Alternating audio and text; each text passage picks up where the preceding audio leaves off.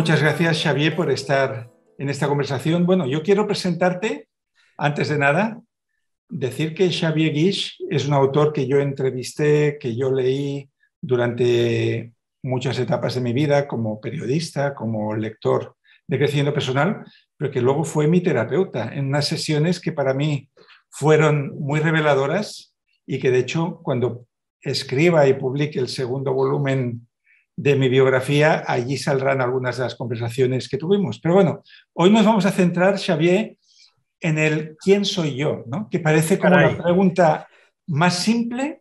¿Por qué es tan difícil de contestar quién soy yo? Sí, porque fíjate, cuando yo era adolescente, como tú también te hiciste estas preguntas, yo tenía dos preguntas esenciales que no había manera que, o sea, me amargaban la existencia, porque de algún modo tenía la sensación de que yo no sabía la respuesta y que todo el mundo la sabía menos yo.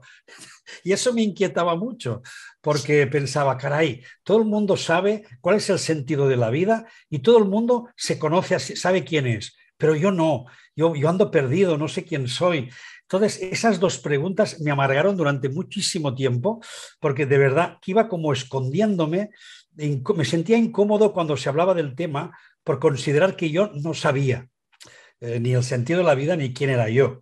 Bueno, a estas alturas de la vida, lo del sentido de la vida aún te podía dar alguna respuesta. El quién soy yo solo te sabría responder desde una experiencia, desde contarte algún aspecto que en mí es una experiencia, pero es imposible de definir el quién soy yo sin que nos pongamos en desacuerdo inmediato, porque el ser humano vive entre dos ejes, ¿no? Los dos ejes que mueven el ser humano son un eje psíquico que llamamos generalmente personalidad, manera de ser, temperamento, carácter. Hay un paquete de aspectos que son psicológicos. Pero luego hay también la sensación de que intuimos que hay algo más. Y ese algo más es el segundo centro de gravedad, que es el centro anímico o espiritual. Y ese centro, que hoy en día tal vez no ponemos estas palabras tan rimbombantes, pero sí entendemos que hay algo esencial. Es como si dijéramos, igual que la sangre es mi sustancia primordial en la que me sustento, hay otra sustancia invisible, no alcanzable desde el punto de vista que se pueda observar, pero que en cambio siento que existe en mí y me da vida, ¿no? Y esa vida que me da vida, esa sustancia es una sustancia esencial. Y tal vez hoy le ponemos otras palabras que irán saliendo, pero sí, algo de eso he podido experimentar a día de hoy. Por lo tanto, algo he entendido. Yo me acuerdo al principio de una obra de Strindberg que se llama Inferno, que hay como una relectura de Adán y Eva y aparece Dios, y no sé si habla con ellos dos o con Lucifer, que dice, soy Dios, y le preguntan, ¿qué Dios? Hay muchos, ¿no? Entonces, ¿tú tienes la sensación, Xavier, que dentro de una misma persona conviven muchas identidades, más Sí, allá de lo del análisis transaccional y el sí, padre y el adulto y el hijo? sí, sí, ¿Cuántos sí. yoes hay dentro? Tantos como aspectos podamos vivir. A mí me gusta decir que en una vida uno puede vivir muchas vidas. No tiene que vivir encerrado ni en una idea de cómo es, porque eso sería encerrarse en una personalidad y es como quedar encerrado en una forma, ¿no? Es decir, no, esa forma es así y no puede cambiar. No, esa forma se va moldeando continuamente y va cambiando en función del entorno, en función de las experiencias que tenemos, en función de los aprendizajes que hacemos, y todo nos lleva a que podamos vivir muchas vidas. Eso significa que tengo muchos yoes, muchos, no uno. No soy un yo, soy muchos yoes.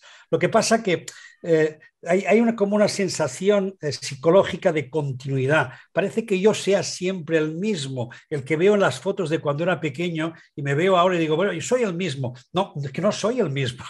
Para nada no soy aquel, ni tan siquiera el jovencito, ni el adulto que fui, ni tan siquiera el que fui ayer, ¿no? Porque en todo vamos aprendiendo y en todo nos vamos transformando.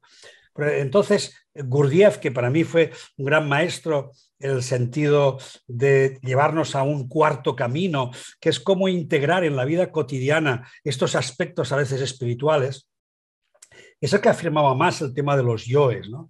y decía, fíjate que lo que tenemos que darnos cuenta primero es que somos muchos yoes, segundo, que alguno de estos yoes entra en contradicción unos con otros. Entonces, ahí podemos tener conflictos y problemas. Por eso a veces nos parece que no nos entendemos a nosotros mismos o que la cabeza nos va por un lugar y el corazón nos va por otro, porque son conflictos de yoes que tenemos como luchando por hacerse con el mando, ¿no? Pero tenemos que tener en cuenta una cosa que también es muy de Gurdjieff, y lo decía él, decía, nos creemos que nuestro consciente, nuestro yo, es el director general de nuestra obra. Dice, cuando en realidad solo es el mayordomo de nuestro inconsciente. Por lo tanto, de hecho, tenemos que dejarnos llevar un poquito por ese inconsciente que es el que nos permite que vayamos entendiendo diferentes formas y naturalezas de ser. Por lo tanto, totalmente de acuerdo contigo en que entendamos de que no hay una forma ni un yo, sino hay muchos yoes y a lo largo de la vida desarrollamos más uno, otro, unos cuantos por aquí, hay otros que ya vamos abandonando, mire, ese yo ya no me interesa, esa parte de mí que ya no me funciona, que ya la he vivido, pero ya no tengo interés en eso, la vamos dejando y van apareciendo nuevos yoes. Por lo tanto, somos en realidad más proceso que no entidad. Entonces, no nos podemos ver como una entidad, como un yo compuesto, estricto y rígido, sino que somos un proceso que está continuamente deveniendo. Entonces, continuamente estamos siendo. Entonces, no somos, estamos siendo. Estamos siendo, o sea, nunca hay un yo fijo, sino que siempre estamos transitando hacia alguna parte. Y ahora te quería preguntar, como terapeuta, que mucha gente llega a consulta con poco autoconocimiento, y tú me has dicho que hay que acceder al inconsciente, ¿no? Quizás en la época de Freud y Jung se usaban los sueños, se usaba la hipnosis, habían una serie de técnicas. ¿Cuál es tu manera de ayudar a la persona que acude a ti a conectar con su inconsciente? ¿Cuál es el camino que tú encuentras más fértil en esto? Sí, lo primero que tengo que saber es qué conciencia tiene ella. Es decir, porque claro, cada persona tiene conciencia diferente sobre sí misma. Entonces, si yo veo que una persona está muy atrapada en su personaje, está muy atrapada en su yo, en la creencia que es un único yo, entonces lo primero que tengo que hacer es poco a poco irla desidentificando de ese yo, a través de descubrir que no siempre es así, que no en todas partes y con todo el mundo actúa de la misma manera. Entonces, vamos un poco como quitándole identidad y fuerza para que no esté tan identificada. Identidad no es ni bueno ni malo, sino el problema es la identificación. Entonces, intentamos ir quitándole esa identificación. Si la persona ya viene con una conciencia más despierta, dice, no, yo ya sé que no soy ese yo, pero tengo diferentes yos que están en conflicto. Entonces, trabajamos la polaridad, las polaridades, o los opuestos que trabajaba Jung, ¿no? Que es darnos cuenta que tenemos aspectos, como te decía, que están en conflicto. A veces queremos cosas contradictorias, pero las queremos las dos. Queremos tener pareja, pero también queremos ser libres. Entonces, quiero las dos cosas, pero no las puedo armonizar porque si tengo pareja, entonces no me siento libre. Pero si soy libre, no tengo pareja. Entonces, tengo que decidir por el uno o por el otro. No, eso es un error, porque estamos pegados siempre a una lucha entre dos partes de nosotros que en realidad las dos las queremos. Por eso Jung nos ayuda mucho a trabajar lo que yo trabajo también en terapia, que es la función trascendente, que es no te quedes pegado ni al uno ni al dos, sino tienes que encontrar un tres, tienes que encontrar algo nuevo que todavía no has sido capaz de ver, donde esté incluido el uno y el dos. Entonces, en el ejemplo que has puesto de alguien que duda entre su libertad y tener pareja, el 3 sería una pareja abierta o living apart together, o habría que encontrar una fórmula. Exacto. O puede ser una pareja tradicional, pero que los dos sean personas muy libres. Y por lo tanto, que respeten su libertad, que respeten su manera de ser, que respeten sus tiempos y que simplemente sepan que se acompañan en la vida, pero lo quieren hacer con mucha libertad, ¿no? Entonces, cuando uno encuentra una persona así, dice, mira, he encontrado la pareja con la que yo puedo estar, ¿no? Pero a veces nos enredamos porque queremos una cosa, pero buscamos la contraria. Entonces, todo eso es Francesc, a causa de no conocerse lo suficientemente bien a uno mismo. Y es algo que a la postre se acaba aprendiendo con la edad. Es decir, que uno cuando es joven tiene muchos sueños y tiene muchas hormonas y tiene muchas posibilidades abiertas. Es muy difícil que se pueda definir. En cambio, cuando te vas haciendo mayor, has vivido ya muchas experiencias. Entonces, en tus libros, sobre todo los que ya empiezan a ser más biográficos, nos damos cuenta que hay un francés que ha vivido tormentosamente etapas de su vida, pero que en cambio ahora ya es más capaz de saber encauzar y poner el foco en aquello que quiere, en aquello que le interesa, en aquello que le parece que es esencial. Por lo tanto, es lo que decíamos, no somos, sino que estamos siempre en proceso de vida. Entonces, yendo un poco a tu biografía como ejemplo, muchos que te leen o que te han visto en cursos quizás no saben que tú fuiste actor, cómico, además, que ibas en tándem en la televisión autonómica, incluso en 1, 2, 3. En el momento de tu vida que tú elegiste ser actor, ¿creías que quien eras tú era un actor que puede tomar 1000 caras? ¿Qué es lo que te seducía de ese mundo? Mira, es curioso porque en el diseño humano, no sé si lo conoces, yo soy un generador manifestante. Un generador manifestante significa que yo, antes que yo iniciar nada, tengo que ser invitado. Es decir, es como primero tengo que ver y luego actuar. Entonces, te podría decir que muchos aspectos de mi vida no han sido una decisión que yo he tomado porque he decidido, mira, voy a hacer esto. Creo que simplemente en cada momento de mi vida he ido viendo y me he ido dejando llevar por lo que en cada momento me ha parecido que tenía que hacer. Entonces, fíjate tú que yo acababa de llegar de la mili, que en mi época se hacía la mili y algunos la hacíamos y todo, y además con mi compañero Miquel Murga, que éramos colegas y habíamos hecho ya mucho teatro en la juventud, pues nos tomamos lo que decir, oye, ¿por qué no nos tomamos esto un poco en serio? Pues vamos a probarlo. Lo probamos y nos fue bien. Y nos fue bien durante 20 años. Entonces, fíjate tú que yo no me había propuesto ser actor. Sí que es cierto de que por mis experiencias de juventud me llamaba. Entonces, incluso me llegué a presentar al Instituto del Teatro. Es decir, que sí que había como una cierta capacidad de ir hacia ahí. Pero fíjate que cuando hubo la crisis del año 93, que es la crisis post-olímpica, yo ahí me quedé sin nada. O sea, ahí se me arruinó la vida. Porque todo lo que había ganado, todo lo que tenía, lo perdí todo. Crisis económica, perdí todo. Y además crisis laboral, porque habíamos tomado unas decisiones de ir por Madrid, Madrid no fue bien, acá ya no nos querían. Entonces me quedé sin nada. Entonces ahí de nuevo tuve que responder a la vida, pero ves, no lo decidí yo. Bueno, ¿qué más podía hacer en la vida? Pues ahora quiero ser psicólogo. No, sí. Simplemente me fui encontrando una situación que la vida me dejó en blanco y en ese blanco digo, bueno, ¿y qué hago? ¿Qué siento que la vida me pide o me llama? Entonces recordé en mi etapa juvenil cuando yo tenía mucho interés por la psicología. Y a partir de ahí digo, pues mira, vamos a volver a retomar aquello que dejaste en tu juventud y tal vez sea un buen camino a seguir. Y efectivamente, ahí me metí.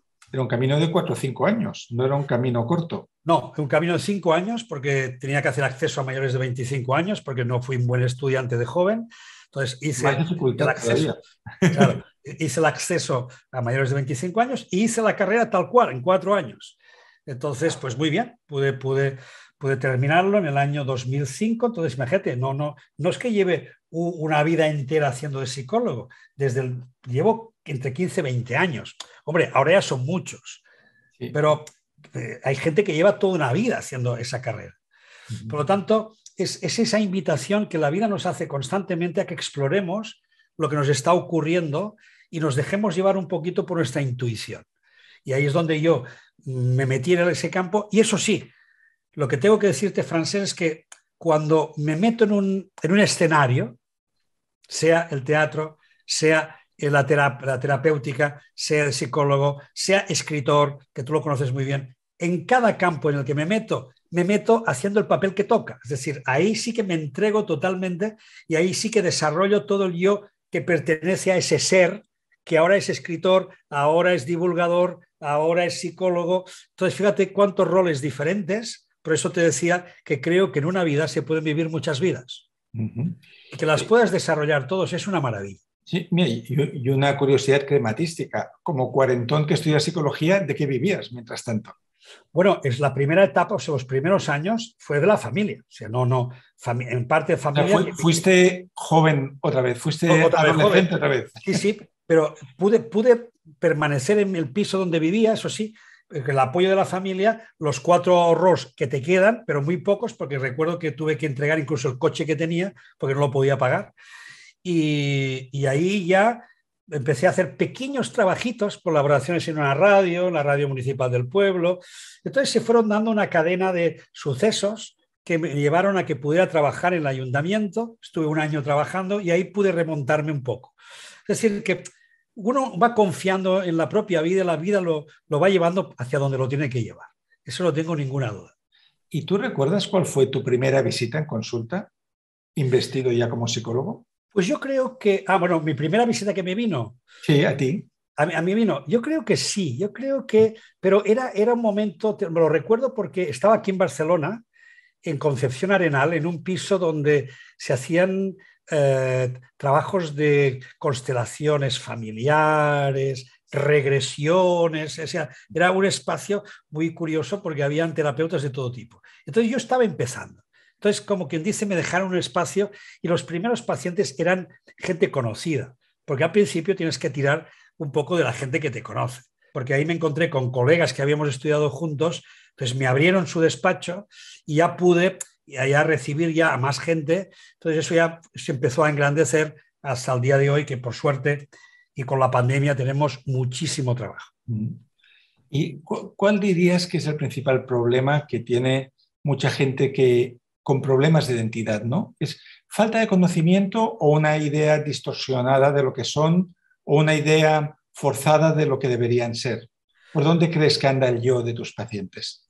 Sí, generalmente normalmente una persona, hasta que no tiene un conflicto severo, un conflicto serio consigo mismo, o un conflicto de sentido, pérdida de sentido, o un conflicto con gente, o se da cuenta que está repitiendo patrones, generalmente la gente cree que es como es y ya está.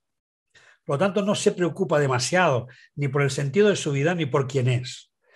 Solo cuando empiezan a haber problemas, cuando uno realmente se encuentra con un cruce donde no puede seguir o hay bloqueos, entonces cuando acude a la terapia, ¿no? Entonces sí, efectivamente la gente viene con las dos cosas que has dicho, una ignorancia de su propio autoconocimiento y también una distorsión sobre sus creencias y la forma en que se mira a sí misma. Entonces decimos que una persona, a veces cuando se mira en el espejo, está viendo un reflejo y ese reflejo es lo que cree ser. Pero en realidad no se da cuenta de que es ella la que está mirando al espejo. Entonces ella quiere resolver lo que ve en el espejo. No, pero no me veo bien, no, pero no soy suficientemente feliz, no, pero ese reflejo me dice que yo no soy, pero yo debería ser, yo debería ser. Entonces están intentando resolver el reflejo en el espejo, pero en cambio no se dan cuenta de que se tienen que resolver a sí mismas. Por lo tanto, tienen que encarar tarde o temprano ese quién soy yo y ese sobre todo cómo quiero ser, cómo quiero vivir, cómo quiero que sea mi vida. En cambio, la gente vive pensando que es así. Es así. Yo me acuerdo, Xavier, una conversación muy fructífera que tuvimos donde tú decías que los libros de autoayuda americanos muchos no funcionan porque están llenos de comos, ¿no? De checklist, haz esto y haz lo otro y haz aquello y haz tal. Y tú me decías que desde el cómo difícilmente se consigue nada, pero que hay que definir el quién, ¿no? Que es una idea que está presente Exacto. en el libro de James Clear de Hábitos Atómicos, ¿no? Entonces, Exacto. ¿cómo podemos definir quién queremos ser ahora? Porque para saber quién queremos ser necesitamos también quizás conocer el propósito, hacia dónde va. Hay como una constelación de cosas que rodean. Sí, pero fíjate, en todo momento estás nombrando algo que yo tengo que decidir. En cambio, la trampa es intentar resolver una personalidad. Entonces, por eso te decía, si yo intento resolver la personalidad, estoy intentando resolver el reflejo en el espejo.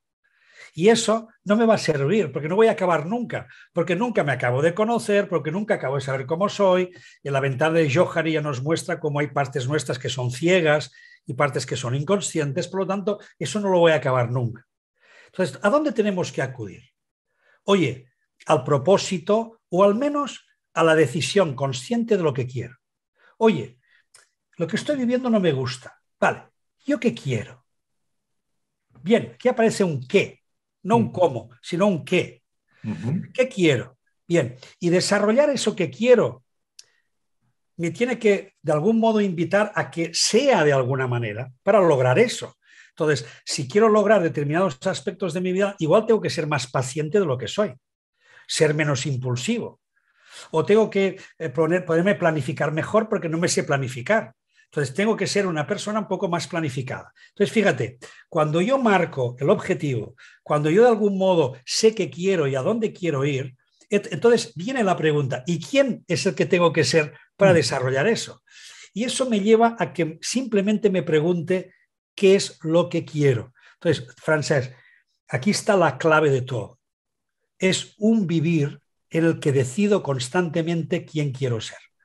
Pero no en un sentido de personalidad y de convertirme en otro, sino simplemente en decidir deliberadamente lo que quiero.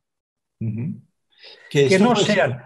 que eso puede ser difícil. Nuestro amigo Alex Rovira me dijo en una ocasión que un terapeuta solo tiene dos cometidos: ayudar al paciente a descubrir qué quiere y darle permiso para que lo haga, ¿no?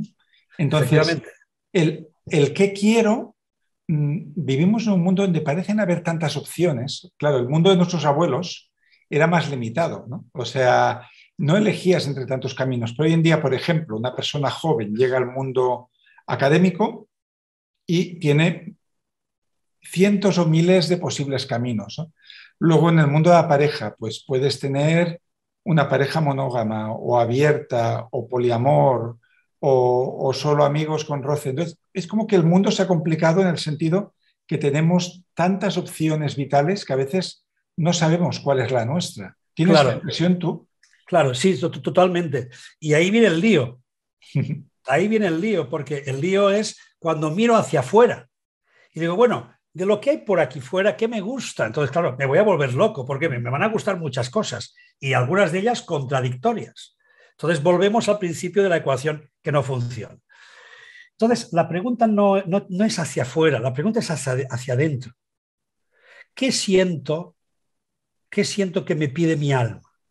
¿Qué es lo que siento interiormente que me place? ¿Qué es lo que siento interiormente que me indica como un camino a seguir? Y ¿sabes cómo lo sé? Porque simplemente enseguida, cuando ya vislumbro un camino u otro, ya siento que algo dentro de mí me dice sí o me dice no. O sea, que notas una resonancia interna inmediata. Hay Inmediata. una conexión con ese tema, con ese ámbito, con ese tipo de actividad. Exacto. Entonces, ¿qué ocurre? Si tengo que decidir sobre algo que no conozco, es muy difícil que yo pueda decir lo que me gusta.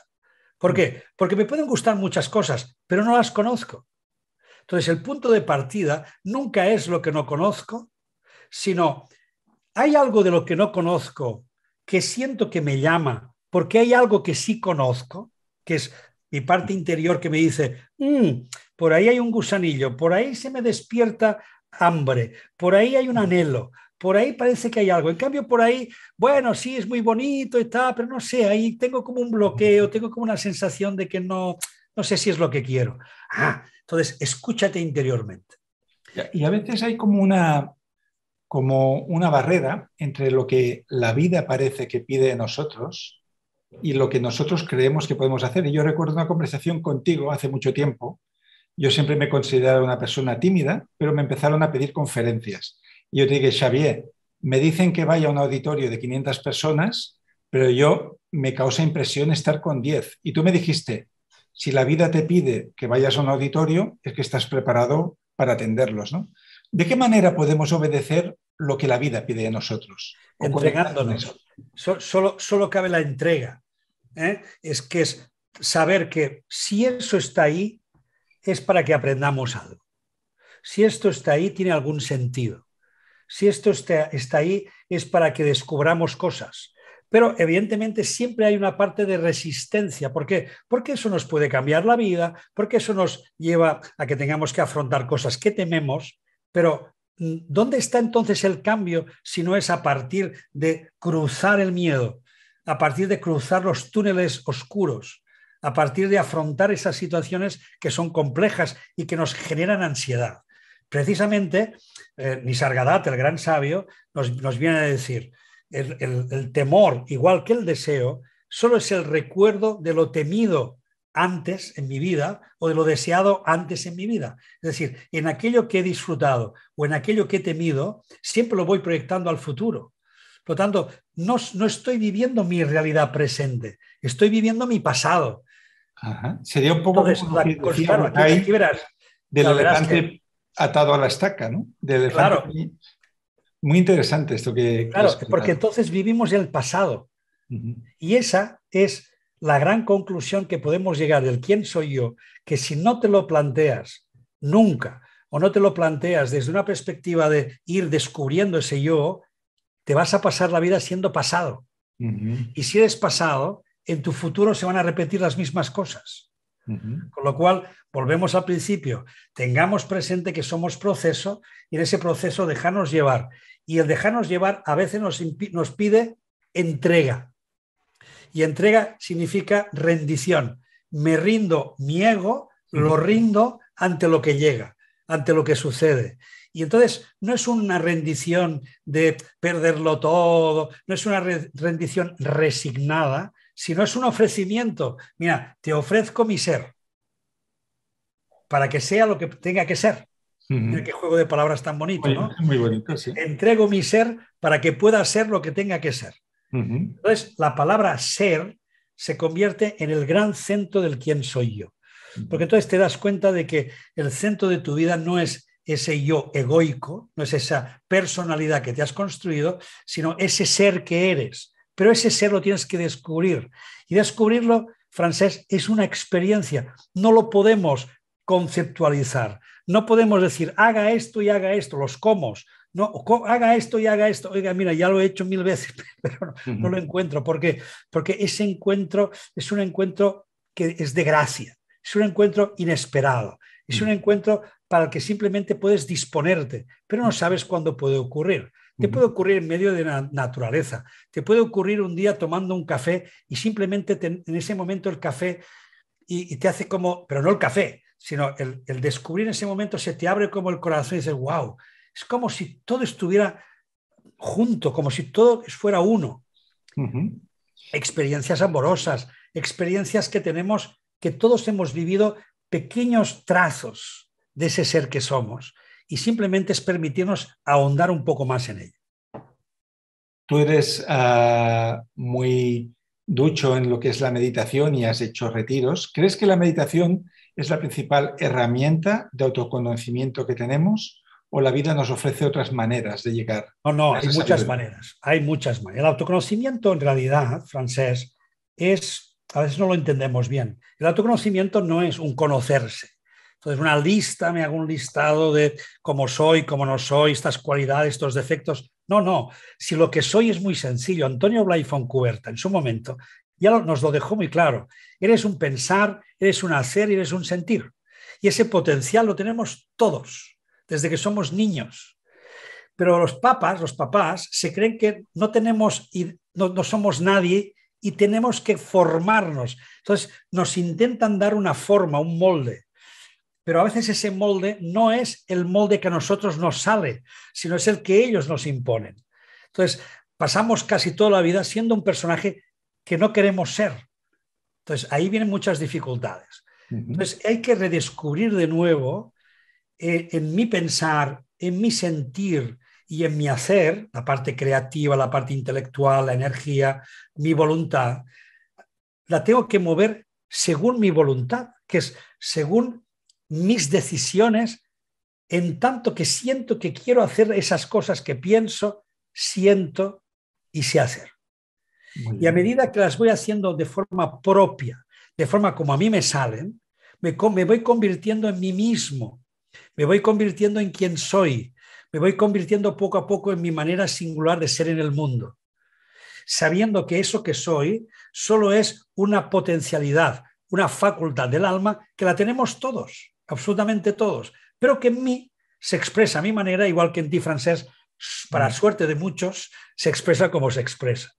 Sí. Entonces, ahí está la clave. Ser singulares por un lado, que es permitirnos ser lo que somos, y por otro lado, convertirnos en universales, que es que al final lo que hacemos en esta vida es para los demás, es para darlo, es para el servicio. Entonces, ese dar siempre es a través de algún tipo de función que ya es arquetípica. Uno puede encontrar pues, su donación a través del gobierno, ¿no? A través de ser gobernante, otro desde la sabiduría, otro desde la divulgación, otro desde el ser mensajero, otro desde el ser un mago, ¿no? Una persona que sabe transformar las cosas, otro lo hará desde el cuerpo, cómo manejar el cuerpo y conocer el cuerpo, la sanación, la medicina. Es decir, que tenemos unas funciones que son universales. Entonces nos tenemos que manejarnos en esa dualidad continua para convertirla en un uno. Mi singularidad y mi humanidad, mi universalidad se hacen uno para entregarlo a la vida. Y ese es el camino para mí del ser.